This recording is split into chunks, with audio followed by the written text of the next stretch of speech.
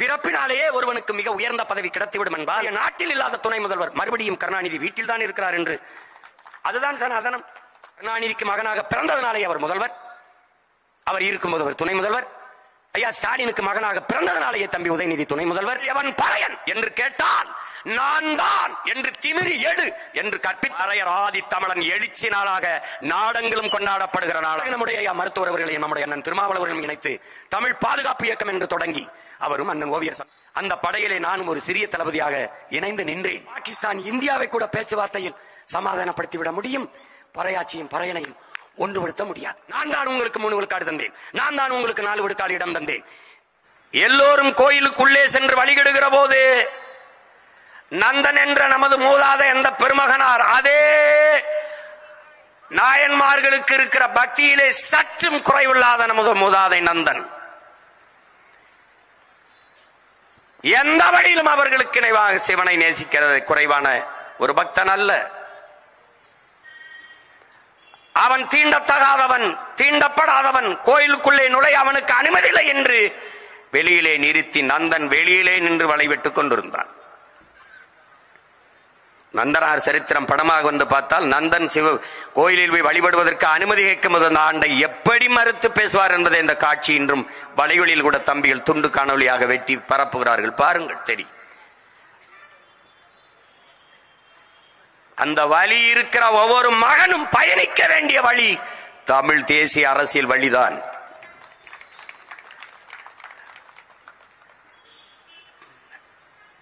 அந்த சரித்திரத்தில் என்ன சொல்லப்படுகிறது? நந்தன் வெளியே நின்று வழிபடுகிற போது நந்தி மறைக்கிறது சிவனை தெரியாமல், நந்தனின் பார்வைக்கு தெரியாமல் சிவனை மறைக்கிறது நந்தி. அப்போது சிவன் சொன்னதாக சொல்கிறார், நந்தியை சிவன் கொஞ்சம் நகர்த்தி வைத்தார் என்று கதை அதில் சொல்லப்பட்டிருக்கிறது. இந்த மண்ணிலே ஒரே ஒரு மகன் கேட்டேன், என் ஆதி பெரும்பாட்டன் சிவனிடத்திலே கேட்டேன், நந்தியை தள்ளி வைத்த சிவனே நந்தா உள்ளவாடா என்று ஏன் நீ அழைக்கவில்லை என்று கேட்டேன். இவர்களுக்கு இருந்த இழிவு தீண்டாமை உனக்கும் இருந்ததா அந்த சிந்தனை என்று கேட்டேன். அந்த நந்தனை மறந்தோம், இன்று நாம் யார் என்பதை மறந்தோம். இந்த மண்ணிலே பிறந்த சகஜானந்தா என்கிற நம்முடைய தாத்தன் 1916 பல பள்ளிக்கூடங்களை திறந்து பல ஆயிரம் பேர்களை படிக்க வைத்து கல்வியாளராக மாற்றிய மகத்தான மகான் சகஜானந்தர் அவர்கள். 36 ஆண்டுகள் இந்த சட்டசபையிலே உறுப்பினராக இருந்து சமூக மக்களுக்கு பணியாற்றிய மகத்தான மகன் சகஜானந்தர் அவர்கள். இந்த பெயர்கள் எல்லாம் உங்களுக்கு ஏதோ புதிதாக தெரிகிறது.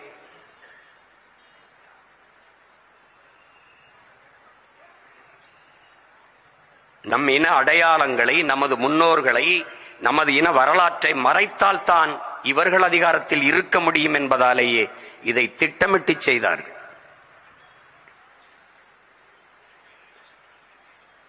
அந்த நந்தனாரை போற்றுகிற காலம் இப்போது வருகிறது. நந்தனார் பெருவிழா எடுக்கிற காலம் இப்போது வருகிறது. சகஜானந்தாவை கொண்டாடுகிற காலம் இப்போது வருகிறது.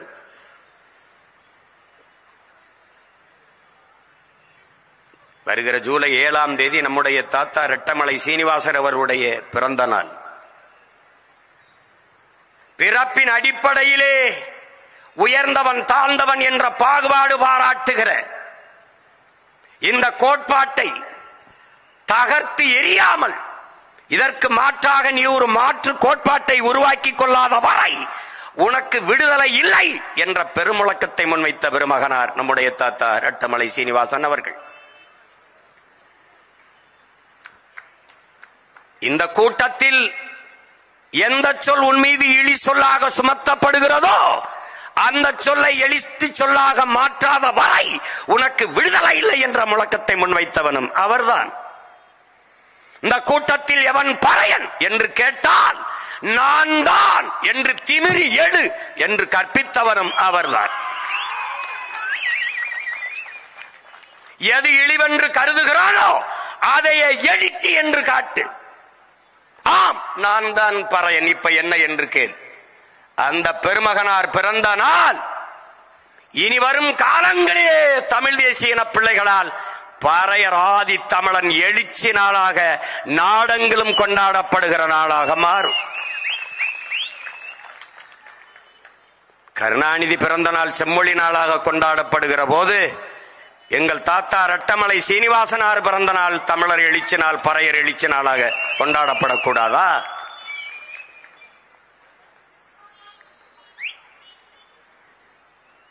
மூன்று முறை இந்திய நாடாளுமன்றத்திலும் ஒரு முறை 1980 எக்மோர் தொகுதியிலே நின்று வென்று சட்டசபை தேர்தலிலும் வென்று இந்த மக்களுக்கு அரும்பணி ஆற்றிய பெருந்தகை நம்முடைய தாத்தா இளைய பெருமாள் அவர்கள். 1950 காலகட்டங்களில் பறையடிப்பது இழிவு என்று கருதப்பட்ட காலம். அது சாவுக்கடிக்கிற வரை,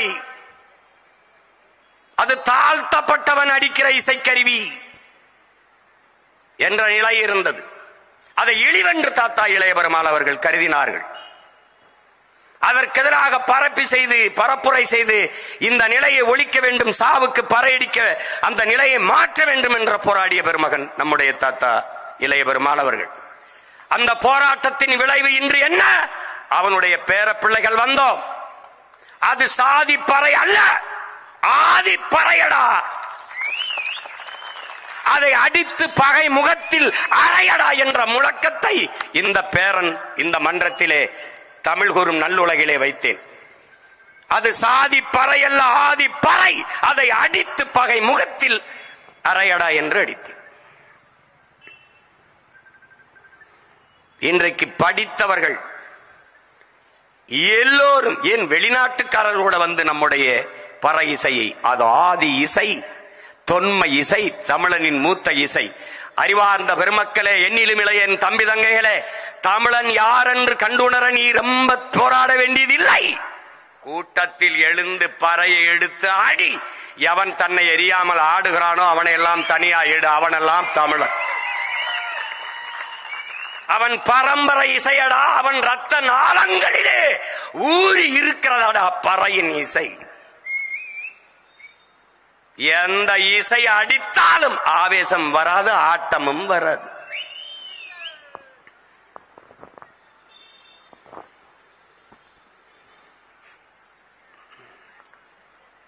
அதற்கு போராடி அது சாதி பறையல்ல, ஆதி தமிழன் இசைக்கருவி என்று மாற்றிய பெருமகன் நம்முடைய தாத்தா இளைய பெருமாள் அவர்கள்.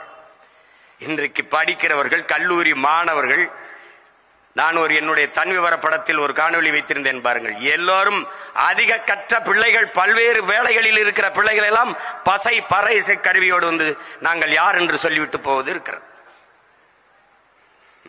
ஒரு சாதியின் பறையல்லடா, அது ஒரு இனத்தின் இசை கருவி என்பதை என்னிலும் இளைய என் தம்பி தங்கைகள் புரிந்து கொள்ள வேண்டும்.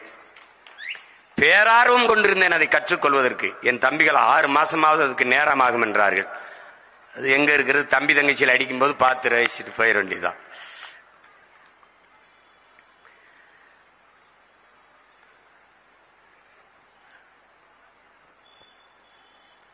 அரசியல் சாசனத்திலே சாதிய இழிவு, தீண்டாமை ஒழிப்புக்கு சட்டம் வந்த பிறகு 1955 இது நடைமுறைக்கு வந்துட்டது, தீண்டாமை ஒழிப்பு சட்டம்.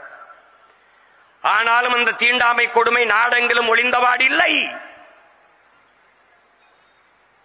பிறகு அன்றைக்கு பிரதமராக இருந்த இந்திரா காந்தி அவர்கள் 1965 இளைய பெருமாள் தீண்டாமை ஒழிப்பு கமிட்டி, தாத்தா இளைய பெருமாள் பெயரிலேயே 8 பேர் கொண்ட குழுவை அமைத்து அதற்கு தலைவராக நம்முடைய தாத்தா இளைய பெருமாள் அவர்களை நியமித்து இங்கே ஆவணத்தில் காட்டினார்கள். நாடெங்கிலும் பயணம் செய்து, என் தம்பி துரைமுருகன் குறிப்பிட்டது போல PCR ஆக்ட் என்ற தாழ்த்தப்பட்ட மக்களின் மீது நிகழ்த்தப்படுகிற வன்கொடுமைக்கு எதிரான சட்டத்தை கொண்டு வந்த பெருந்தகை நம்முடைய தாத்தா இளைய பெருமாள் அவர்கள்.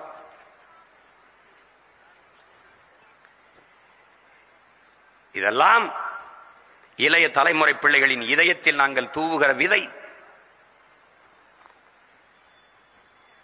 இங்கே இருப்பவர்கள் யார்? இவர்கள் எங்கள் முன்னவர்களின் விதைகள். நாங்கள் அவர்களின் விதைகள். விதைத்தவர்கள் உறங்கிவிட்டார்கள், ஆனால் விதைகள் உறங்கவில்லை. என் முன்னவர்கள் விதைத்த விதையில் ஒற்றை மகன் சீமான் என்கிற விதை வந்தது. 37 லட்சம் விதைகள் முளைத்திருக்கிறது இந்த மண்ணிலே. இந்த 37 லட்சம் விதைகளும் விழுந்து எழுந்தால் 3 கோடி 4 கோடியாவது எம்மா நடக்காமல் போய்விடுமா என்ன?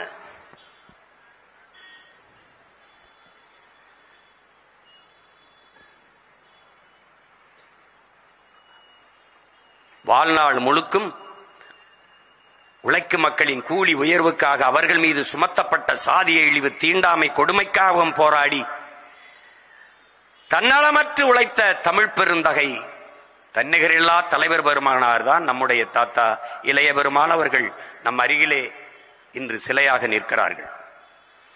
இதெல்லாம் இனிவரும் காலங்களில் சிலையை பார்க்கிற போதெல்லாம் அவரை பற்றிய சிந்தனை, அவருடைய ஈகம், அவருடைய அர்ப்பணிப்பு, அவருடைய செயல்பாடுகள் உங்கள் நினைவுக்கு வந்து போக வேண்டும். அவரை பற்றிய புத்தகங்கள், செய்திகளை தேடி தேடி இளைய தலைமுறை பிள்ளைகள் படிக்க வேண்டும்.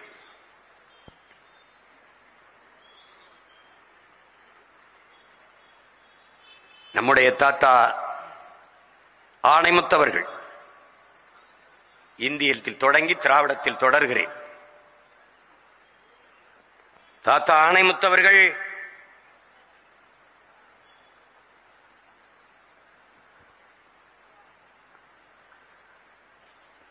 படித்துக் கொண்டிருந்த காலத்திலேயே திருக்குறள் மீது, மானுட வாழ்க்கைக்கு அதுபோல ஒரு அறநெறி காட்டுகிற நூல் இல்லை என்கிற ஆழ்ந்த நம்பிக்கை கொண்டு அந்த உண்மையை உணர்ந்து தெளிந்து குறள் மலர் என்ற நூலை நடத்திய பெருந்தகை. 1952 ஆவணப்படத்தில் காட்டியது போல அவர் பார்த்துக் கொண்டிருந்த ஒழுங்குமுறை விற்பனை சங்கத்தினுடைய வேலையை தூக்கிவிட்டு முழு நேரமாக மக்கள் பணியாற்றுவதற்கு வந்த பெருமகனார் தான் நம்முடைய தாத்தா ஆணைமுத்தவர்கள்.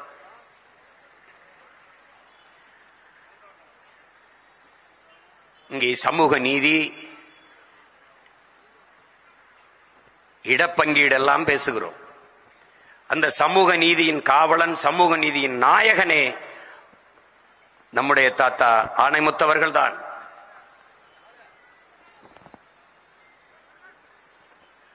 ஆயிரத்தி 1950 தாழ்த்தப்பட்ட இந்த மக்களுக்காக, பழங்குடி மக்களுக்கான இடஒதுக்கீடு, இடப்பகிர்வு வந்துவிட்டது.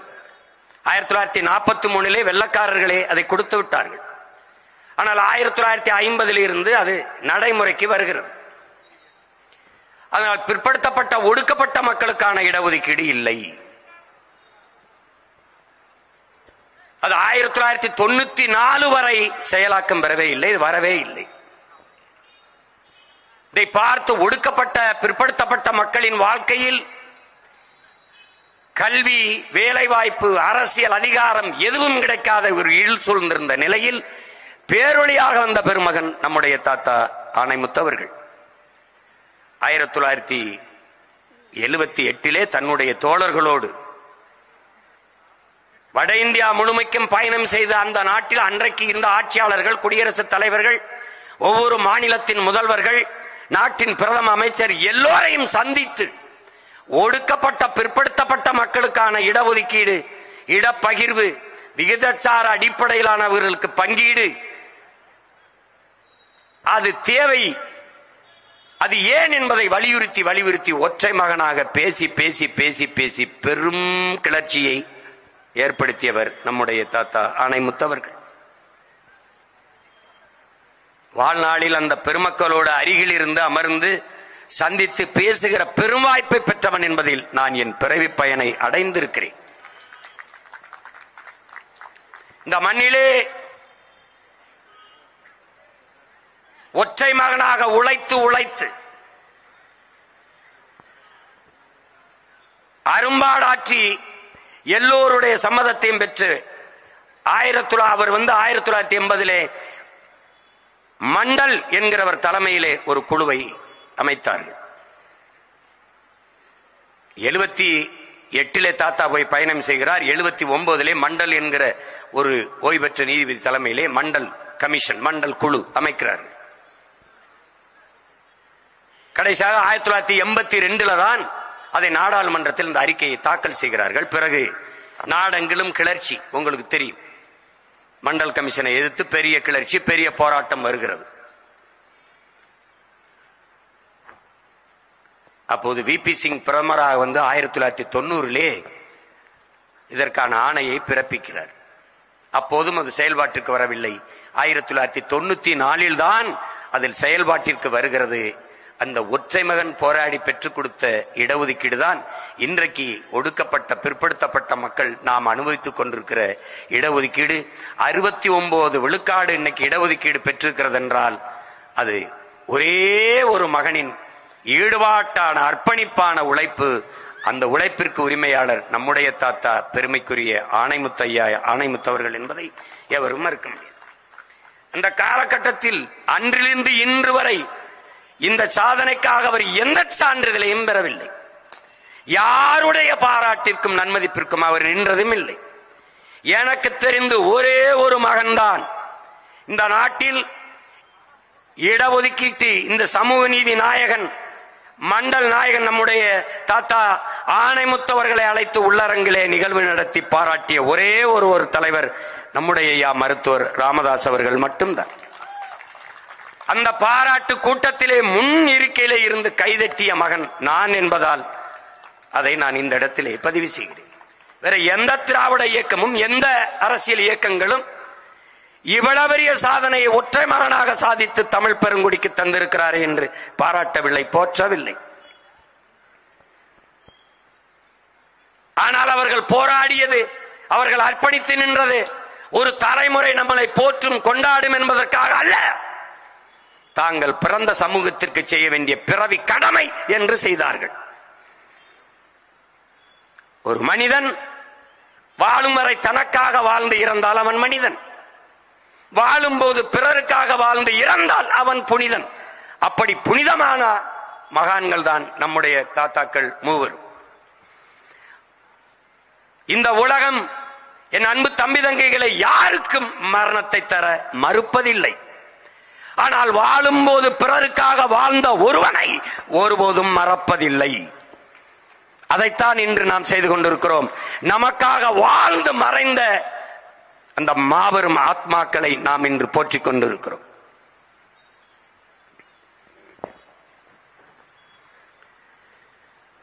அப்படிப்பட்ட ஒரு சமூக நீதி சரித்திர நாயகன் நம்முடைய தாத்தா ஆணைமுத்தவர்கள். இந்த மண்ணிலே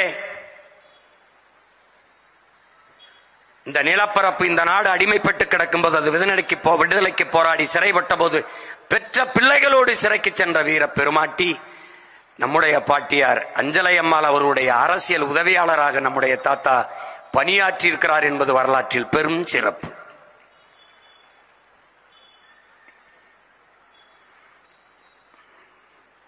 பிறகு 57 குரல் முரசு என்ற இதழை நடத்தி, பிறகு 94 74 அவர் சிந்தனையாளன் என்ற இதழையும் தொடர்ந்து நடத்தி இந்த மண்ணின் மக்களை, இளைய தலைமுறை பிள்ளைகளை சிந்திக்க தூண்டிய ஒரு சிற்பி என்பதை நாம் மறந்துவிட முடியாது.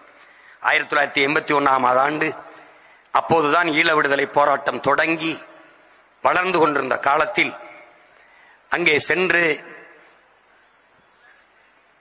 அந்த நிலத்தையும் மக்களையும் சந்தித்து வந்து வெளியிலே வந்த நம்முடைய தாத்தா அவர்கள் ஈழத் தமிழர்களையும் மலையக தமிழர்களையும் பாருங்கள், அவர்களுக்காகவும் பேசுங்கள் என்று ஒரு நூலை எழுதி வெளியிட்டவர்.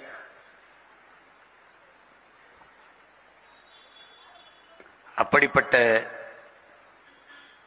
நம்முடைய தாத்தா ஆணைமுத்தவர்கள் ஐயா ஈவே ராமசாமி அவர்களினுடைய பெருந்தொண்டராக இருந்தார். அதே ஐயா அவர்களால் பேரறிஞர் என்று போற்றப்பட்டவர் நம்முடைய தாத்தா ஆணைமுத்தவர்கள். கடைசி வரை இந்த மண்ணுக்கு மக்களுக்குமாக அர்ப்பணித்து நின்று அரும்பாடாற்றிய பெருமகனார் நம்முடைய தாத்தா ஆணைமுத்தவர்கள். இட ஒதுக்கீடு, இட ஒதுக்கீடா, இட பங்கீடா, இதில் தெளிவாக நாம் இருக்க வேண்டும். இட ஒதுக்கீடு ஒதுக்கீடு என்றுதான் ஒதுக்கி ஒதுக்கி வைத்திருக்கிறார்கள். நமக்கு வேண்டியது இடப்பகிர்வு, இடப்பங்கீடு. அது சமூக அடிப்படையிலா பொருளாதார அடிப்படையிலா என்பதிலும் நமக்கு தெளிவு தேவைப்படுகிறது. முன்னேறிய வகுப்பினர், சோசியலி ஃபார்வர்டு, எக்கனாமிக்கலி பேக்வர்டும்பா, பொருளாதாரத்தில் பின்தங்கியவர்கள். நாம் சோசியலி எக்கனாமிக்கலி பேக்வர்ட், சமூகத்தாலும் பொருளாதாரத்திலும் பின்தங்கிய மக்கள். இந்த நாட்டில் இடஒதுக்கீடு இடப்பகிர்வு முறை என்பதே ஏழை என்பதற்காக அல்ல, ஏழை பணக்காரன் என்பதற்கு கொண்டு வரப்படவில்லை. தீண்டத்தகாதவன், இழிசாதி, தாழ்ந்த மக்கள் என்பதற்காகவே கொண்டு வரப்பட்டது. சீமான் இந்த தெருவில் நடக்கக்கூடாது என்பது அவன் ஏழை என்பதற்காக அல்ல.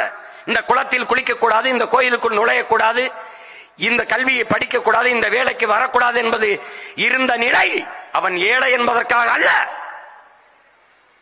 அவன் தாழ்ந்தவன், இழிசாதி, பார்த்தால் தீட்டு தொட்டால் தீட்டு என்ற தீண்டாமை கொடுமைகளால் நிராகரிக்கப்பட்டு, கல்வி மறுக்கப்பட்டு, வேலை வாய்ப்பு, அரசியல் அதிகாரங்கள் மறுக்கப்பட்டு கிடந்த சமூகம் நாம். அந்த நிலையிலே எதன் பொருட்டு கல்வி, வேலை வாய்ப்பு, அரசியல் அதிகாரம் எனக்கு மறுக்கப்பட்டதோ அதன் பொருட்டே எனக்கு இதெல்லாம் தரப்பட வேண்டும் என்பதற்காக கொண்டு வரப்பட்டதுதான் வகுப்பு வாரி பிரதிநிதித்துவம், சாதி வாரி இடப்பகிர்வு. அதை அவரவர்கள் குடிகளின் எண்ணிக்கைக்கேற்ப கொடுக்க வேண்டும் என்பதுதான் சரியான இடப்பங்கீடு என்று நம்முடைய கோட்பாடு, நிலைப்பாடு. அதற்காகவே போராடி வருகிறோம். நீங்கள் எடுத்து கொடுக்காதீர்கள், எண்ணி கொடுங்கள். அள்ளி கொடுக்காதீர்கள், அளந்து கொடுங்கள் என்ற கோட்பாட்டை முன்வைத்து நிற்கிறோம். தொடர்ந்து போராடி வருகிறோம். எங்களுடைய கனவு உண்மையான சமூக நீதி என்பது சாதிவாரி கணக்கெடுப்பு, குடிவாரி கணக்கெடுப்பு, அவரவர் எண்ணிக்கைக்கேற்ப இடப்பகிர்வு. அதான் சரியான சமூக நீதி. தேவேந்திரகுல மக்களை பட்டியல் சமூகத்திலிருந்து வெளியேற்றம், பிறகு பஞ்சமன் நில மீட்பு. இதுதான் தமிழ் தேசிய பிள்ளைகளின் பெருங்கனவு.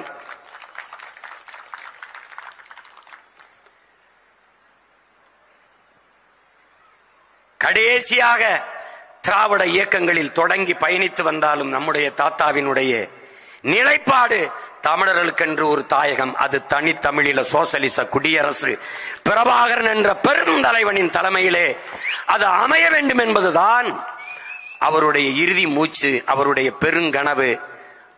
அங்குதான் இறுதி நிலைப்பாடு, இறுதி கால், இறுதி தடம் தமிழ் தேசிய தடமாக பதித்தார் நம்முடைய தாத்தா ஆணைமுத்தவர்கள்.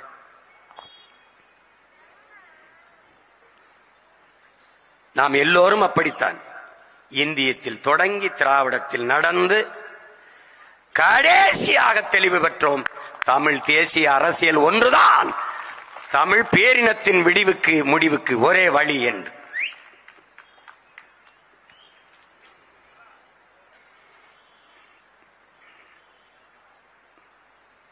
என்னுடைய அம்மா அமுதா நம்பி குறிப்பிட்டது போல,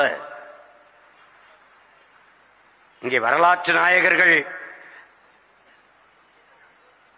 நம்முடைய ஐயா வள்ளுவன் இல்லை, ஆனால் தாத்தாவுடைய மகன், இளைய மகன் சோழன் நம்பியார். இந்த வரலாற்றில் பெரும்பங்கு அவருக்கும் உண்டு. சிறை கொட்டடியில் அவரும் வாடினார். தாத்தாவிற்கும் வள்ளுவன் மூத்த மகனாருக்கும் தான் தூக்கு தண்டனை. முதலில் தாத்தாவிற்கு, பிறகு ஐயா வள்ளுவன் அவர்களுக்கும். ஐயா சோழன் நம்பியார் சிறை தண்டனை, ஆயுள் தண்டனை பெற்று உள்ளே. பிறகு விடுதலையான பிறகு நீண்ட நாள் சிறையிலே கழித்து விட்டதால் சிறை தண்டனை கைதி, வயசு போய்விட்டது. யார் இவரை திருமணம் செய்து கொள்வார்கள் என்ற போது ஒரு இளைய மகள், என் மாமாவை நான் திருமணம் செய்து கொள்கிறேன் என்று, என் மாமாவை நான் திருமணம் செய்து கொள்ளவில்லை என்றால் வேறு யார் திருமணம் செய்து கொள்வார் என்று துணிந்து வந்து மணந்து கொண்ட மகத்தான மகள் நம்முடைய அம்மா அமுதா நம்பியவர்கள். இன்னும் நம் வரலாற்றின் எச்சங்கள், மிச்சங்கள் நம்மோடு வாழ்ந்து கொண்டிருக்கிறது என்பதை நாம் பெருமையோடு நினைவுபடுத்த வேண்டும், போற்ற வேண்டும். அந்த வயதில் அப்படி ஒரு துணிந்த முடிவை எவரும் எடுக்க முடியாது, எவரும் எடுக்க முடியாது. இன்றைக்கும் நம்முடைய ஐயா சோழ நம்பியார் அவர்கள் அரும்பாடாற்றுகிறார் தமிழ் சமூக ஒருமைக்கு. அன்றைக்கு தாத்தா இளைய பெருமாளையும் நம்முடைய ஐயா மருத்துவர் ராமதாசையும் ஒன்றிணைத்து தமிழ் சமூகத்தில் பெரும் சமூகமாக இருக்கிற பாட்டாளி வர்க்க பாட்டாளி மக்கள், பறையர் சமூக மக்கள், வன்னியரையும் ஆதி தமிழ் குடிகளையும் ஒன்றிணைத்து விட முடியாதா என்று அரும்பணி ஆற்றினார். அதன் பிறகு நம்முடைய ஐயா மருத்துவர் அவர்களையும் நம்முடைய அண்ணன் திருமாவளவர்களும் இணைத்து தமிழ் பாதுகாப்பு இயக்கம் என்று தொடங்கி அவரும் அண்ணன் ஓவியர் சந்தானம், ஐயா மருத்துவர் சேதுராமன் போன்றவர்கள், அண்ணன் அரிமதி போன்றவர்கள் அரும்பாடு ஆற்றினார்கள். தமிழ் சமூகத்தின் பிளவு நீங்கி தமிழ் பேரினத்தின் மக்களாக ஒன்றிணைந்து இந்த தமிழர் நிலத்தை தமிழர் ஆளுகிற ஒரு நிலைமையை உருவாக்கிவிட முடியாதா என்று பெரும் கனவு கண்டார். அந்த படையிலே நானும் ஒரு சிறிய தளபதியாக இணைந்து நின்றேன். ஆனால் காலம் அதை எங்களுக்கு அந்த மகத்தான வெற்றியை கையளிக்கவில்லை. ஆனாலும் நாங்கள் துவண்டு விடவில்லை.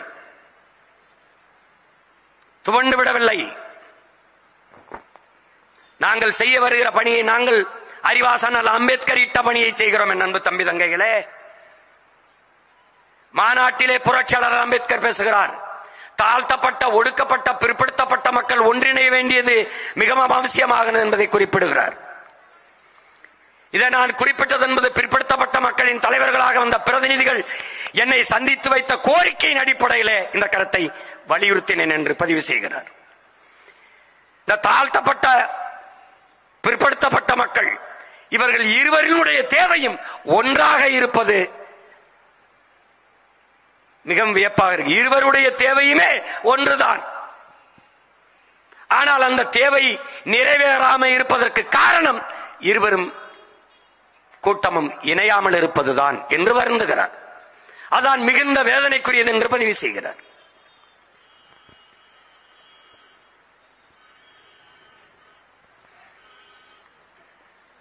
இந்த நாட்டிலே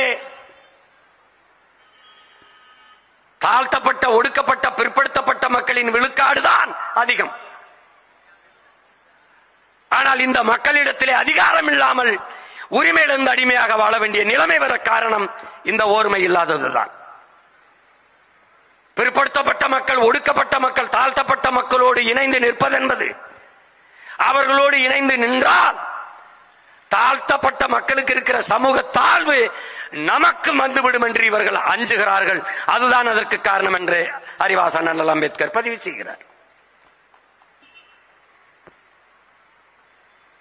பிறகு நீங்கள் செய்ய வேண்டியது, புரட்சியாளர் நமக்கு சொன்னது, நீங்கள் செய்ய வேண்டியது, நாம் செய்ய வேண்டியது, தாழ்த்தப்பட்ட, ஒடுக்கப்பட்ட மக்களை ஒன்றிணைக்க வேண்டியதுதான் இன்றைய இருகால தேவை என்கிறார். வயது வந்தவர்களுக்கெல்லாம் ஓட்டுரிமை, வாக்குரிமை கொடுத்து விட்ட பிறகு இந்த நாட்டின் அதிகாரத்தை பெறுவதென்பது அவர்களினுடைய பெறுவதற்கு எந்த உரிமை தடையும் இல்லை என்று போதிக்கிறார். அப்ப தாழ்த்தப்பட்ட, ஒடுக்கப்பட்ட, பிற்படுத்தப்பட்ட மக்கள் ஒன்றிணைந்து நின்றால் ஒட்டுமொத்த அதிகாரமும் நமது கைக்கு வரும்.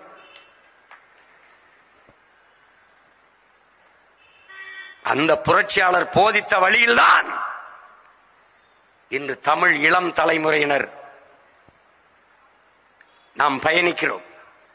அதற்காகவே அரும்பாடாற்றிய பெருமக்கள் நம்முடைய தாத்தா இளைய பெருமாள் ஆணைமுத்து, நம்முடைய தாத்தா கலிய பெருமாள் அவர்கள்.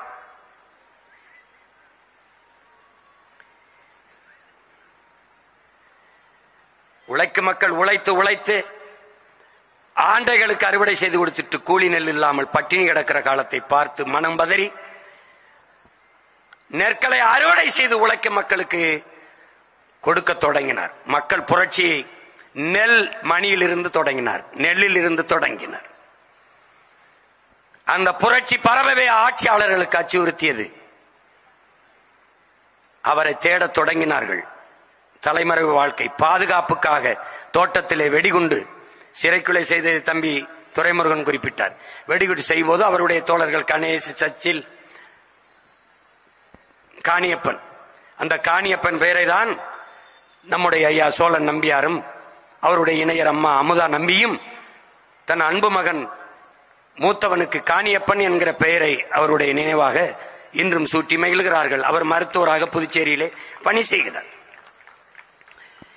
இவர்கள் வெடிகுண்டை தயாரிக்கிற போது எதிர்பாராத விதமாக குண்டு வெடித்து விடுகிறது. அதில் காயமுற்று கை கால்களை இழந்து துண்டு உடலாக கிடக்கிறார். அதிலே சர்ச்சில் அவர்கள். சர்ச்சிலை போய் கேட்கிற போது புலவர் எப்படி இருக்கிறார், அவர் சாக கிடக்கிறார், புலவர் எப்படி இருக்கிறார் என்றுதான் கேள்வியை எழுப்புகிறார். புலவர் காயத்தோடு அங்கு கிடக்கிறார். போய் பார்க்கிறார்கள், புலவர் உயிர் இருக்கிறது, துடித்துக் கொண்டிருக்கிறது, முழங்கல் சத்தம் கேட்கிறது, புலவர் உயிரோடு இருக்கிறார் என்கிற செய்தியை சர்ச்சிலுக்கு சொல்கிறார். அப்போது அவர் சொல்கிறார், புலவர் புரட்சியை முன்னெடுப்பார், மரண நொடியிலும் புலவர் புரட்சியை முன்னெடுப்பார் என்று உலக தலைவர் மாவோ வாழ்க மால்கோ வாழ்க என்று முழங்கி தன் உயிர் மூச்சை முடித்துக் கொள்கிறார்.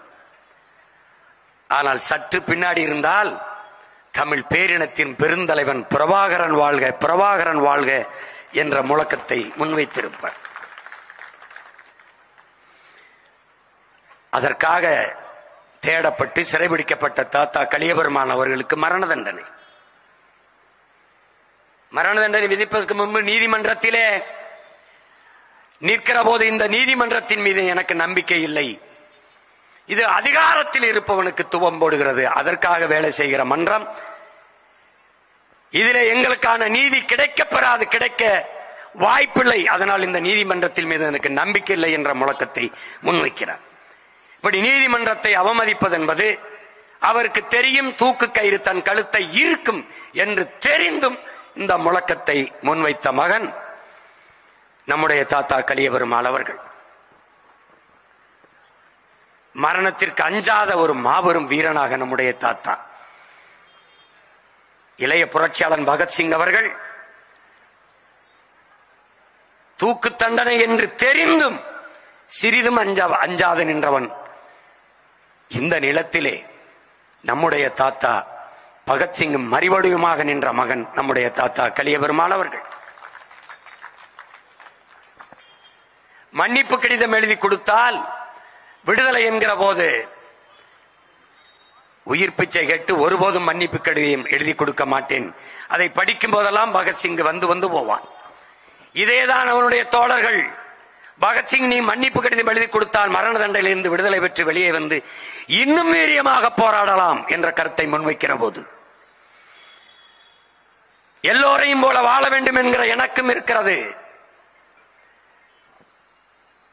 ஆனால் வெளியே வந்து போராடுவதை விட துணிந்து இந்த தூக்கு கயிற்றை முத்தமிட்டு நான் உயிரீகம் செய்தால் பகத்சிங்கை போல வீரமிக்க இளைஞர்களை இந்த நாட்டு விடுதலைக்கு பெற்றுத்தர வேண்டும் என்று எண்ணற்ற தாய்மார்கள் விரும்புவார்கள், அதற்காக நான் இந்த மரணத்தை மகிழ்ச்சியோடு முத்தமிடுகிறேன் என்று முன்வைத்தான். கடைசி வரை மன்னிப்பு கடிதம் எழுதி கொடுக்க மறுத்தான்.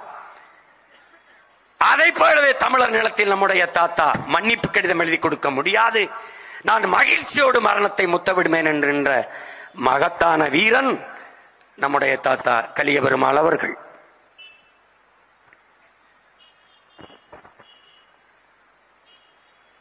அவர் மரண தண்டனை ரத்து செய்ய சொல்லி ஒருபோதும் போராடலை, மக்கள் போராடி, அதனால்தான் மக்கள் துணையோடு மரணத்தை வென்றேன் என்ற புத்தகத்தை எழுதினார். எங்கள் அம்மா அமுதா நம்பி சொன்னது போல என்னோடு சந்தித்து நிறைய நேரம் 2 பேரும் பேசிக் கொண்டிருந்தார்கள். எனக்கும் பாடம் தான் எடுத்தார். ஒரு நாற்காலி மேலே கால் மேலே காலை அப்படி தூக்கி உட்கார்ந்து போய் இதே சிவப்பு துண்டை போர்த்தி கொண்டு உட்கார்ந்து இருந்தார். சந்தித்த இடம் தெய்வ திருமகன் தாத்தா முத்துராமலிங்க தேவருடைய திருமண மண்டபம், தியாகராய நகரிலே, ஹபீபுல்லா சாலையிலே. இங்கு மங்கமாக ஓடிக்கொண்டிருந்த, அப்போது 25 ஆண்டுகள் ஆயிட்டது இல்ல, இங்கு மங்கமா ஓடிக்கொண்டிருக்கேன், திரைப்படத்துறையில் இருக்கிறேன். என்னை பார்த்து இங்க வா உட்காரு, உனக்கு கொடுக்கறதுக்கு என்கிட்ட ஒண்ணு இல்ல, இது கைப்பையில ஒரு புத்தகம் வைத்திருந்தார், இதை வச்சுக்க, நான் படிச்சுக்க என்ன அந்த புத்தகத்தை கொடுத்தார். இன்னும் அந்த நினைவு அப்படியே எனக்கு பசுமையாக ஓடுது, வச்சுக்க படிச்சுக்க என்று.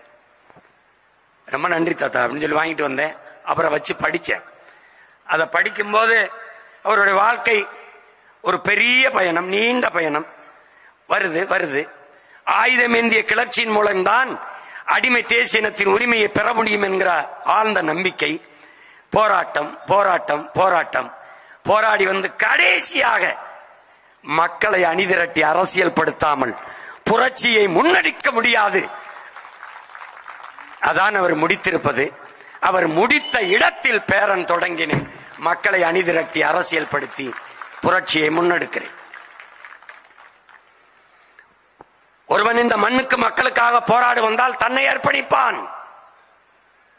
தன் மனைவியை, தன் உற்றார் உறவினர்களை, பெற்ற பிள்ளைகளை எல்லாம் களத்திலே அர்ப்பணித்து நிற்க வைத்த மகத்தான மகன் தமிழர் நிலத்திலே ஒரே ஒருவன் தான் நம் தாத்தா கலியபெருமாள் தான். ஈழ தாயகத்தில் தான் மட்டுமல்ல, தன் மனைவியை, பெற்ற பிள்ளைகளை அத்தனை பேரையும் தாயக விடுதலைக்கு பலியிட்ட உலக புரட்சியாளன் நம்முடைய தலைவன் பிரபாகரன் தமிழர் நிலத்தில் தன் மனைவியை, பிள்ளைகளை எல்லோரையும் சிறை கொட்டடியிலே வாட வைத்து இந்த அடிமை தமிழ் தேசியத்தின் உரிமைக்கு களப்பணியாற்ற வைத்த மகத்தான புரட்சியாளன் நம்முடைய தாத்தன் கலியபெருமாள் தான். அப்படி ஒருவன் இருக்கவே முடியாது. குடும்பம் வதைபடுதென்றால் வாயை மூடிக்கொண்டு போய்விடுவார்கள். எத்தனை மன்னிப்பு கடிதம் எழுதி கொடுப்பார்கள். உடனே கருணாநிதி போல தலைவர் உண்டா, திமுக போல ஆட்சி உண்டா பேசிவிடுவார்கள்.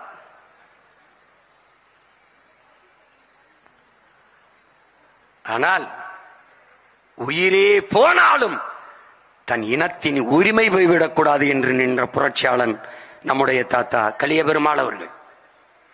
அப்படிப்பட்ட ஒரு கொடுமையை, அப்படிப்பட்ட துயரத்தை தமிழ்நாட்டில் எந்த குடும்பமும் அனுபவித்திருக்க முடியாது. அப்படிப்பட்ட குடும்பம் தாத்தா கலியபெருமாளுடையது. அதிலே சான்றாக, வரலாற்று சான்றாக நம்மிடத்திலே, நம் முன்னாடி நம்முடைய ஐயா சோழன் நம்பியாரும் நம்முடைய அம்மா அமுதா நம்பியும் இருக்கிறார்கள் என்பது தமிழ் பெரும் சமூகத்தின் பெருமை. அவர்களை போற்றாது போனால் நாளைய தலைமுறை வரலாற்றை படித்து நம்மை தூற்றும் என்பதை தமிழ் இளம் தலைமுறையினர் நினைவில் வைத்துக் கொள்ள வேண்டும்.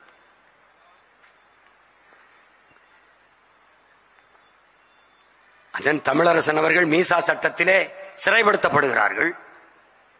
தாத்தா கலியபெருமாள் திருச்சியிலே சிறையிலே, தம்பி துரை கூட குறிப்பிட்டார். மீசா சிறை கைதி என்பதால் அண்ணனுக்கு கட்டில், நாற்காலி எல்லாம் கொடுக்கிறார்கள், சிறந்த படுக்கை எல்லாம் கொடுக்கிறார்கள். அதை தாத்தாவே எழுதுகிறார்.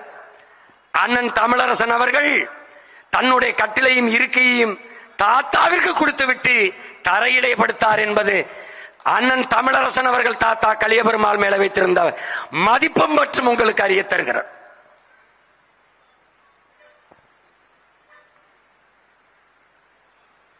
ஒரே நோக்கத்திற்காக நிரண்ட இரண்டு பாதைகள், இரண்டு வழித்தடங்கள் நம்முடைய தாத்தா கலியபெருமாளும்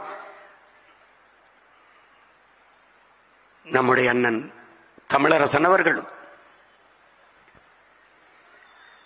கடைசியாக சிறையிலே அந்த அரிய வாய்ப்பையும் தாத்தா பெற்றிருக்கிறார். நம்முயிர் தலைவன் மேதகவே பிரபாகரன் அவர்களையும் சென்னை சிறையிலே இருக்கிற போது, தலைவர் சிறைப்பட்ட போது 2 தலைவரும் தாத்தாவும் சந்தித்து பேசியிருந்திருக்கிறார். அதிலே தாத்தாவோட பழகியதை மொத்தமும் உள்வாங்கிக் கொண்டு தலைவர் தந்த வார்த்தை, தமிழகத்திலே இருக்கிற தன்னலமற்ற உண்மையும் நேர்மையான ஒரே தலைவன் கலியபெருமாள் அவர்கள், உண்மையான மக்கள் தொண்டன் கலியபெருமாள் அவர்கள். ஆவணப்படத்தில் கூட குறிப்பிட்டார்கள், ஒருவேளை நான் தமிழகத்திற்கு வந்தால் ஐயா கலியபெருமாள் அவர்கள் நினைவிடத்திற்குத்தான் செல்வேன் என்று. என் தலைவன் இந்த கருத்தை சொன்னது ஐயா நெடுமாறன் அவர்களிடத்திலே. என் தலைவன் என்னிடத்திலே சொன்ன கருத்து, தமிழ் இனத்திலே, தமிழகத்திலே ஒரு மகத்தான வீரன் என்று குறிப்பிட்டது நம்முடைய ஐயா வீரப்பனார் அவர்களை.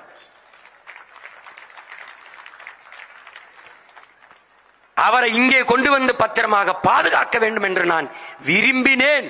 கெடுவாய்ப்பாக அது நடக்கவில்லை என்று என்னிடத்திலே வருந்தினர்.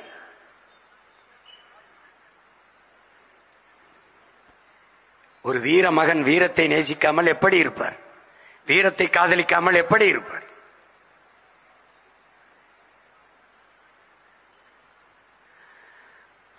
அளப்பரிய அர்ப்பணிப்பும் ஈடுபாட்டையும் கொண்டு இங்கே நம்முடைய பொருளாளர் ஐயா பாரதி செல்வன் அவர்கள் குறிப்பிட்டது போல தமிழர் நிலத்தில் பிற இனத்தவர்கள் எல்லாம் உயர்ந்த பதவிகள் அதிகாரத்தில் இருந்து நம்மளை ஆட்சி செலுத்துகிறார்கள், அதிகாரம் செலுத்துகிறார்கள். ஆனால் இந்தியாவில் எந்த பிற நிலத்திலும் தமிழர்களுக்கு இப்படிப்பட்ட ஒரு நிலை இல்லையே. இந்த நிலையிலிருந்து மீள எழ வாழ தமிழ் சமூகத்துக்கு வழி இல்லையா என்றுதான் அதை மாற்றுவதற்கு, தமிழ் பேரினத்தை தேற்றுவதற்கு பெரும்பாடாற்றியவர் நம்முடைய தாத்தா கலியபெருமான் அவர்கள். இவர்கள் கையளித்த கடமையைத்தான் நாம் செய்து கொண்டிருக்கிறோம்.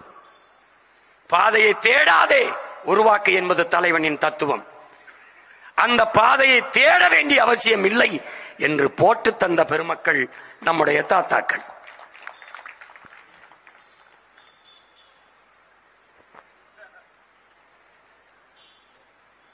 அறிவார்ந்த தமிழ் சமூக தம்பி தங்கைகளே, ஒரு புலவன் ஒருவன் புரட்சியாளனான கதை தெரியுமா? புலவர் கலியபெருமாள் செய்த தியாகம் உனக்கு புரியுமா? புலவன் ஒருவன் புரட்சி செய்த கதை தெரியுமா? புலவர் கலியபெருமாள் செய்த தியாகம் உனக்கு புரியுமா? தமிழா, உனக்கு புரியுமா?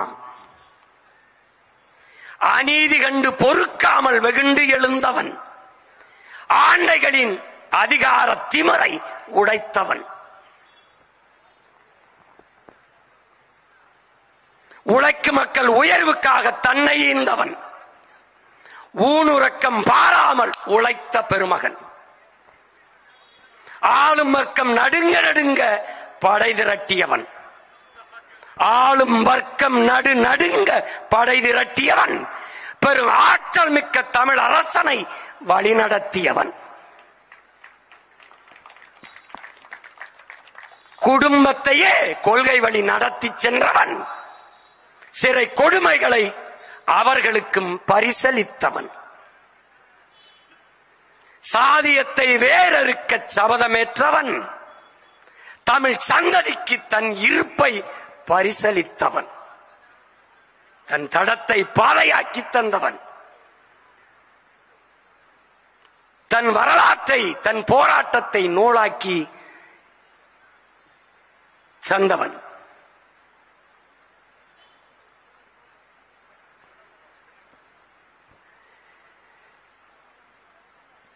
கொடுமை கண்டு அஞ்சாமல் துணிந்து நின்றவன்,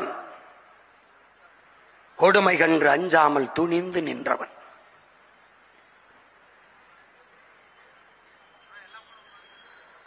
கொள்கைக்காக பெரும் துயர பெரும் வலியை தாங்கி நின்றவன், கொண்ட கொள்கைக்காக பெரும் வலியை தாங்கி நின்றவன், குறிஞ்சி மலரின் காலத்தை சிறையிலேயே கழித்தவன், பாட்டு பாடி பரிசு பெற்ற புலவன் அல்லன், பாட்டு பாடி பரிசு பெற்ற புலவன் அல்லவன், புரட்சி படை நடத்த நம்மையெல்லாம் அழைத்த பெருநெருப்பு அவன், பாட்டு பாடி பரிசு பெற்ற புலவன் அல்லவன், புரட்சி பாதைக்கு நம்மையெல்லாம் அழைத்த பெருநெருப்பவன்.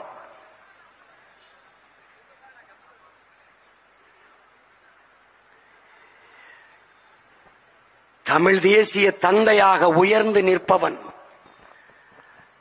தமிழினத்தின் விடியலுக்கு ஒளி கொடுப்பவன், தமிழ் தேசிய தந்தையாக உயர்ந்து நிற்பவன், தமிழினத்தின் விடியலுக்கு ஒளி கொடுப்பவன், தமிழீழ தேசியத்தை தமிழீழ விடுதலையை ஆதரித்தவன், தலைவர் பிரபாகரனால் போற்றப்பட்ட மக்கள் தொண்டனவன்,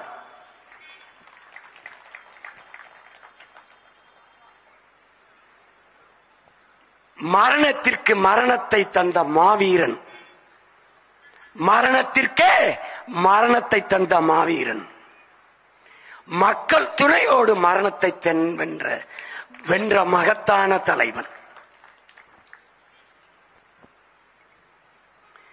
போராட்டம், நெடும் பயணம் அவனின் சொத்து, போராளிகளுக்கெல்லாம் அவன் ஒருவனே வித்து. எழிலமுதன் எழுதிய கவிதை வரிகள் தாத்தாவினுடைய வாழ்க்கையை முழுக்க சுருக்கி மிக அழகாக இதிலே பதிவு செய்திருக்கிறார். இந்த மூவரும் தலைவர் பெருமக்கள், நம்முடைய தாத்தாக்களினுடைய கனவு என்பது தமிழ் பேரினத்தின் மீட்சி, எழுச்சி, விடுதலை என்பதுதான். அதற்கு நமக்கு இருக்கிற வாய்ப்பு என்ன? அடிமைப்பட்டு கிடக்கிற இனத்திற்கு இருக்கிற கடைசி வாய்ப்பு அரசியல் விடுதலை தான். மக்களாட்சியை ஏற்றுக்கொண்ட ஒரு நாட்டில் வாழுகிற மக்களுக்கு இருக்கிற கடைசி கருவி வாக்குதான். இந்த வலிமை மிக்க வாக்கை புரட்சியாளர் அம்பேத்கர் கற்பித்தது போல வாக்கு என்பது வலிமை மிக்க ஆயுதம். அதை சில ரொட்டி துண்டுகளுக்காக விற்பது என்பது அவமானகரமானது என்கிறார். அறிவார்ந்த என் தமிழ் சமூக தம்பி தங்கைகளே, நீங்கள் நன்கு அரசியல் படுத்தப்பட்டிருக்கிறீர்கள். நன்கு அரசியல் படுத்தப்பட்டிருக்கிறீர்கள். நமது முன்னவர்களால் உலக அரசியலை உள்ளங்கையில் வைத்து வாசித்துக் கொண்டிருக்கிறீர்கள். உங்களுக்கு முன்பு மகத்தான கடமை கையளிக்கப்பட்டிருக்கிறது. அது உன் உரிமை, என் உரிமை. நீனும் நானும் பிறந்த பெருமை மிக்க தமிழர் என்கிற தேசியனத்தின் உரிமை, அதன் விடுதலை, அதன் பாதுகாப்பான நல்வாழ்வு.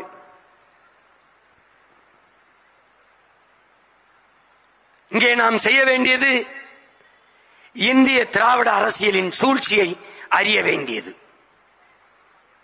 இந்தியம், திராவிடம் தமிழ் தேசிய மக்களை பிளந்து பிரிக்கும்.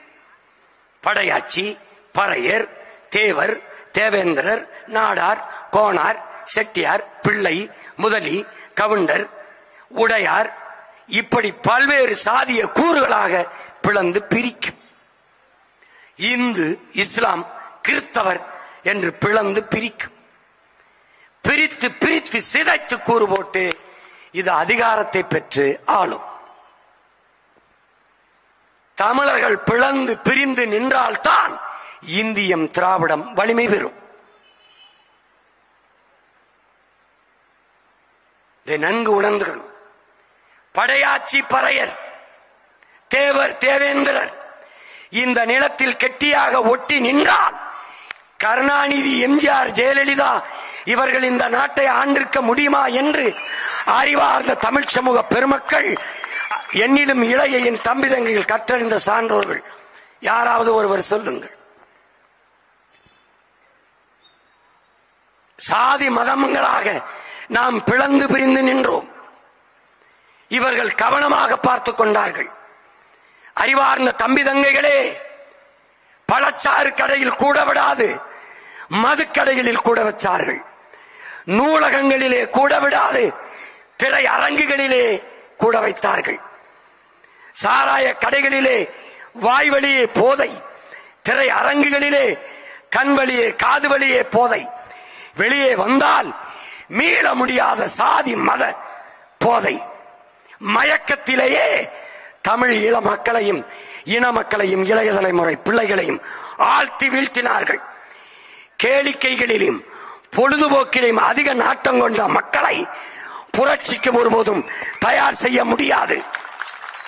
புரட்சியாளன் அண்ணன் தமிழரசன் அவர்கள் தமிழ் தேசிய அரசியலின் முழுமையான 3 முதன்மையான காரணி, ஒன்று சாதி, இன்னொன்று மதம், மூன்றொன்று மது என்கிறார். கூடுதலாக திரைக்கவர்ச்சி.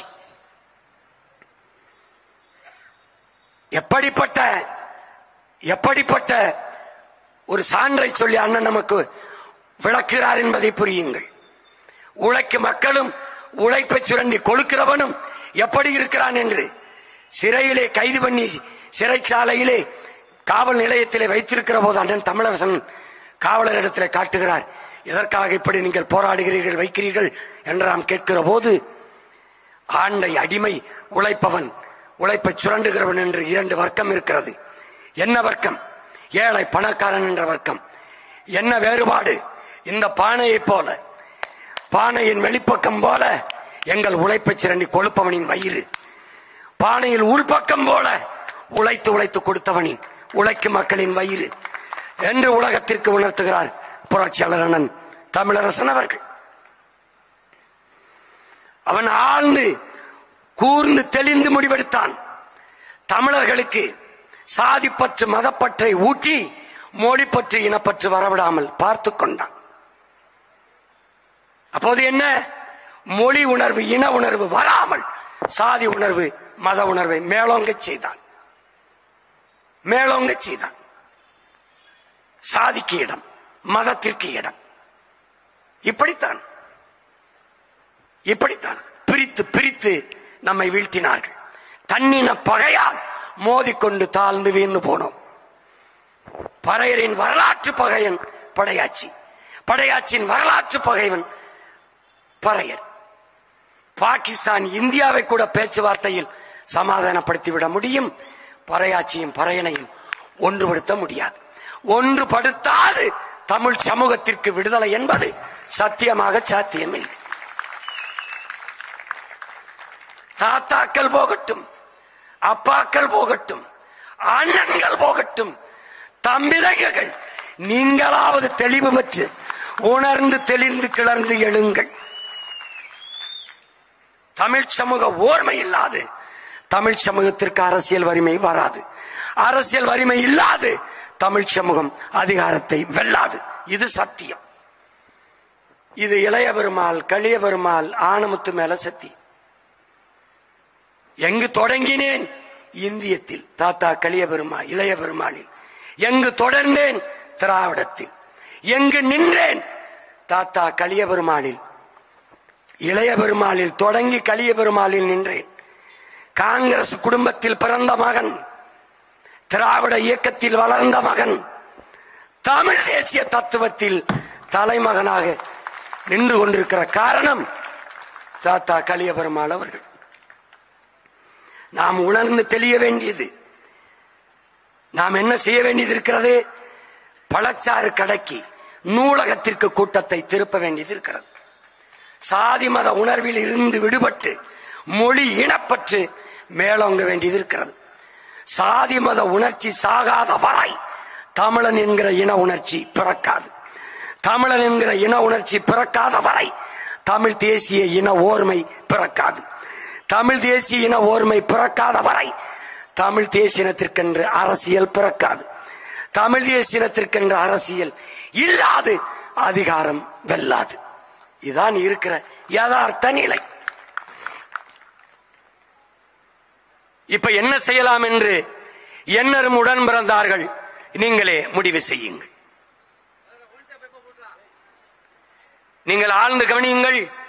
2016 அரசியல் சாசனம் கொடுத்த 44 இடம் போக 22 இடம் பொது தொகுதியிலே ஆதி தமிழ் குடிகளுக்கும் தேவேந்திரருக்கும் கொடுத்தேன். பிறகு 2021 16 இடங்கள் கொடுத்தேன். உங்களால் நம்ப முடிகிறதா? என் உடன் பிறந்தார்களே, பேரன்பமிக்க பெற்றோர்களே, பொது தொகுதியிலே ஆதி தமிழ் குடிகள், தேவேந்திர தம்பிதங்கிகளை நான் நிறுத்திய இடங்களில் தான் நாம் தமிழர் கட்சிக்கு அதிகப்படியான வாக்கு என்பதை தமிழ் சமூகத்திற்கு நான் பேரறிவிப்பு செய்கிறேன். மக்கள் மாறவில்லை, மாறாது என்று நினைப்பதெல்லாம் வெற்றுக்கதை. கோடிக்கணக்கான பணம், பல ஆண்டுகளாக அதிகாரத்தில் இருப்பவர்கள், புறையோடி போன சின்னம் உதயசூரியன், ரெட்டலை கை தாமரை, கடைசி ஒரு வாரத்தில் மைக்கு சின்னம். எவன் வேட்பாளர், யார் வேட்பாளர் எவனுக்கும் தெரியாது. ஒத்த ரூபாய் காசு இல்ல, மொத்தமாவே 3 கோடி நான் செலவழித்திருந்தால் பெரிய காரியம். 36,50,000 வாக்குகளை செலுத்தி 3வது பெரிய கட்சியாக்கி அங்கீகரிக்கப்பட்ட ஒரு மாநில கட்சியாக என் மக்கள் உயர்த்தி இருக்கிறார்கள் என்றால், மான உணர்வும் இன உணர்வும் கொண்ட மக்கள், இளைய பெருமாள் ஆணமுத்து கலிய பெருமாளின் பேரனும் பேத்திகளும் இன்னும் சாகவில்லை, உயிரோடு இருக்கிறார்கள் என்பதை நிரூபித்திருக்கிறார்கள் தன்மானமிக்க தமிழீழம் தம்பி தங்கைகள். இந்த 36 76 ஆகும், 76 1,26 ஆகும், நாடு எங்களுக்காகும். இது நடக்கும்.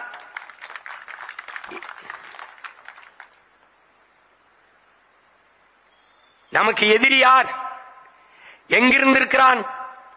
எங்கிருந்து வந்தான்? நமக்குள்ளே. நம்மை நாமே தாழ்த்தி வீழ்த்தி வந்தவன் போனவனுக்கெல்லாம் அதிகாரத்தை கொடுத்து விட்டு 500க்கு 1000த்திற்கும் வேட்டிக்கும் சேலைக்கும் அரிசிக்கும் பருப்புக்கும் அல்லாடி கொண்டிருக்கிற அடிமையின மக்களாக நிற்கிறோம். தாய் நிலத்திலே உரிமை இழந்து அடிமை நிலையிலே நிற்கிறோம். அதிகார வலிமை இழந்து நிற்கிறோம். தமிழர் நிலத்தில் ஒரு கட்சி தொடர்ந்து 234 தொகுதியிலும் போட்டியிட்டு தோற்று போன போதும் 5வது முறையும் தனித்து போட்டியிடுகிற ஒரு கட்சி உண்டென்றால் அது நாம் தமிழர் என்ற தன்மானமிக்க தமிழ் பேரினத்தின் அரசியல் பேர் இயக்கம்தான். இந்த துணிவு, இந்த தெளிவு, இந்த நிமிர்வு எங்கிருந்து வந்தது? எமது முன்னவர்களிடத்திலிருந்து. எதற்கும் அஞ்சாத இந்த உரம், இந்த நிமிர்வு எங்கள் உயிர் தலைவன் பிரபாகரனிடத்தில் இருந்து வந்தது. இப்போது நாம் என்ன செய்யலாம்? பொறுத்திருந்து பாருங்கள் 26 நாம் தமிழர் கட்சியின் ஆட்டத்தை. சமூக நீதி அடிப்படையில் ஒரு அரசியல் கட்சி கட்டமைக்கப்பட்டிருக்கின்றால் இந்த நிலத்திலே ஒரே ஒரு அரசியல் கட்சி மட்டும்தான், அது நாம் தமிழர் கட்சி மட்டும்தான். சமூக பிரதிநிதித்துவ அடிப்படையில் எல்லோருக்கும் தேர்தலில் வாய்ப்பு கொடுக்கப்படுது என்றால் அது நாம் தமிழர் கட்சிக்கு மட்டும்தான், நாம் தமிழர் கட்சியிலே மட்டும்தான்.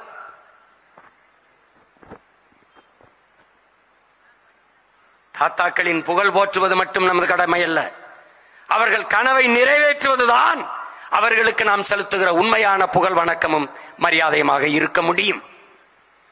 அவர்கள் நமக்கு கையெழுத்து சென்றிருக்கிற கனவை நிறைவேற்றுவதுதான் இன்றைய காலக்கடமை, வரலாற்று தேவையாக இருக்கிறது என்பதை இளைய தலைமுறை பிள்ளைகள் உணர்ந்து கொள்ள வேண்டும்.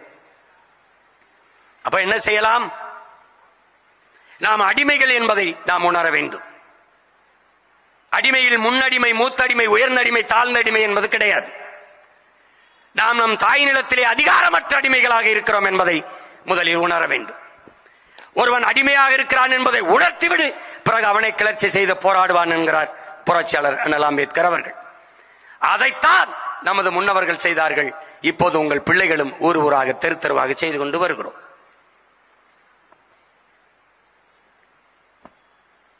நமது இறுதி இலக்கென்ன?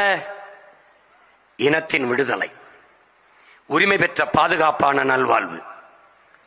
வருங்கால தலைமுறைகள் நாம் உச்சந்தில் என்று கத்திக்கொண்டிருப்பது போல கத்திக்கொண்டிராது மகிழ்வான வாழ்க்கையை வாழ்வதற்கு ஒரு வாய்ப்பை ஏற்படுத்தி கொடுப்பதுதான்.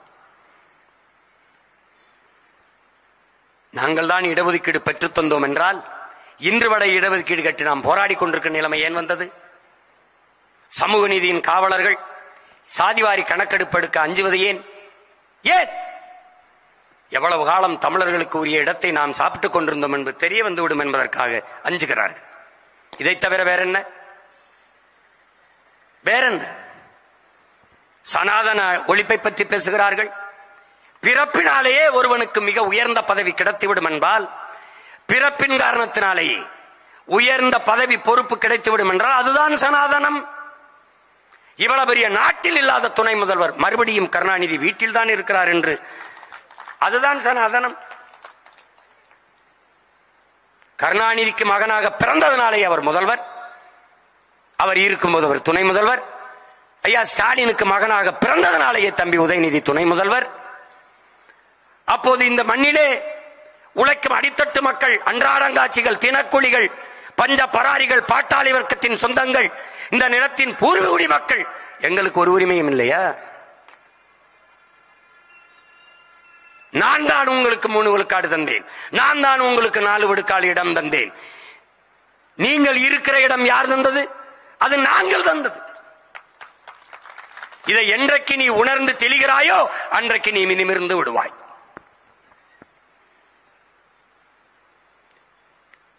பெருமக்கள் ஆற்றிய அரும்பணி அது அற்பத்தனமானது, வீணானது, தேவையற்றது என்று ஆகிவிடாமல்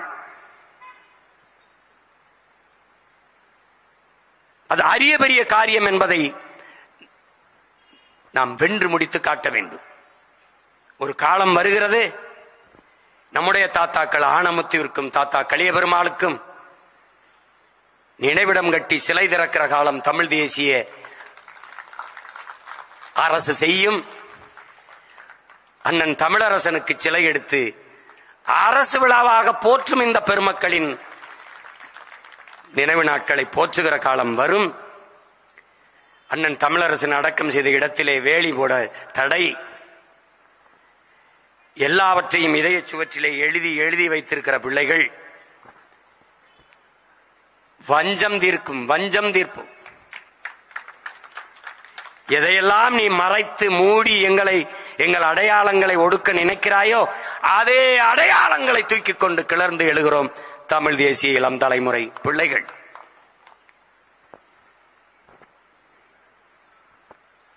இப்போது நமக்கு இருக்கிறது ஒன்றுதான்.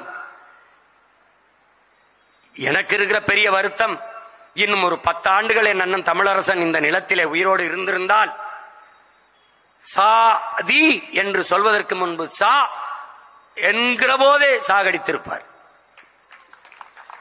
இந்த தமிழ் சமூகம் சாதிய மத உணர்வற்று மொழி இனப்பற்று கொண்டு என்றைக்கோ ஓர்மைப்பட்டு பேரெழுச்சி கொண்ட பேரினமாக மாறி தன் அதிகாரத்தை கைப்பற்றி தன்னுடைய காட்டு வளம், கடல் வளம், நிலவளம், மலைவளம், மண்வளம், மக்கள் நலம் எல்லாவற்றையும் காப்பாற்றி உலகத்தின் தலை சிறந்த இனமாக போயிருந்திருக்கும். அது இல்லாது போனது பெருந்துயரம், பெருங்கொடுமை.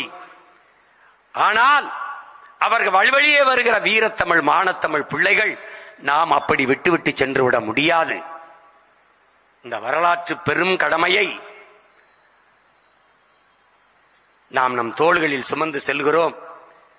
இந்த மூவரும் தலைவர் பெருமக்களுக்கு முன்னே நாம் ஏற்றிய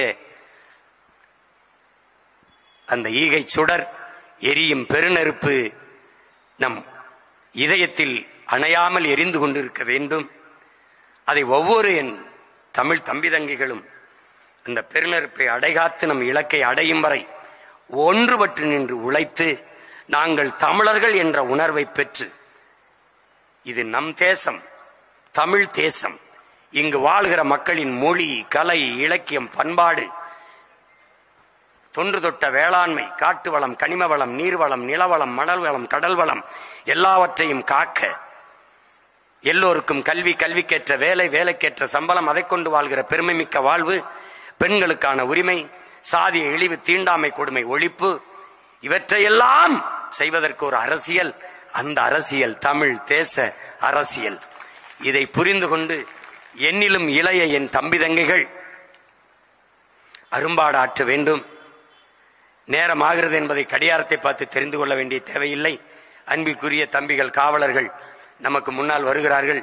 நேரமாகிறது, முடியுங்கள் என்று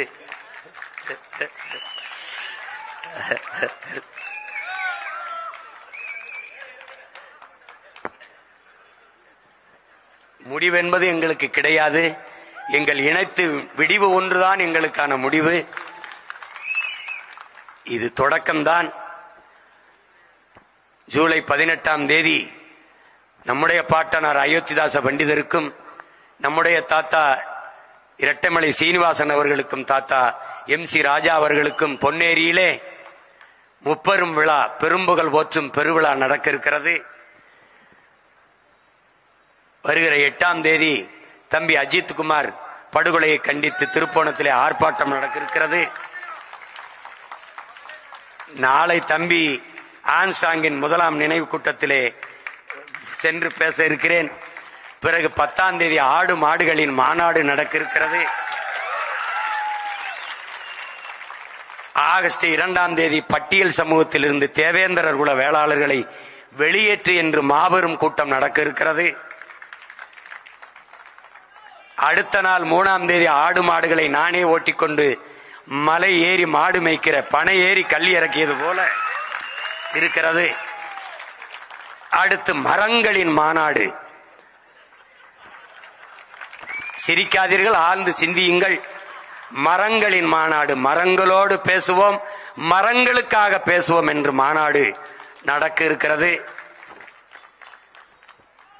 நீரின்றி அமையாது உலகு, காடின்றி அமையாது நீர் என்பதை என்னரும் தம்பி தங்கைகளுக்கு உணர்த்துவதற்காகவே மரங்களின் மாநாடு.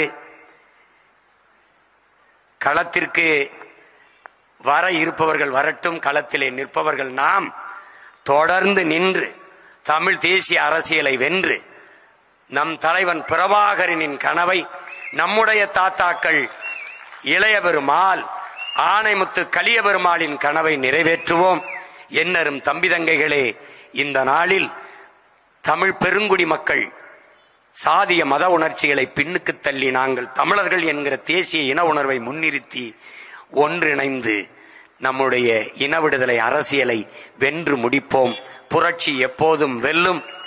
நாளை நமது வெற்றி அதை சொல்லும். நம் இலக்கு ஒன்றுதான், இனத்தின் விடுதலை. தமிழ்தாய் வாழ்க, தலைவர் பிரபாகரன் வாழ்க, நாம் தமிழர்.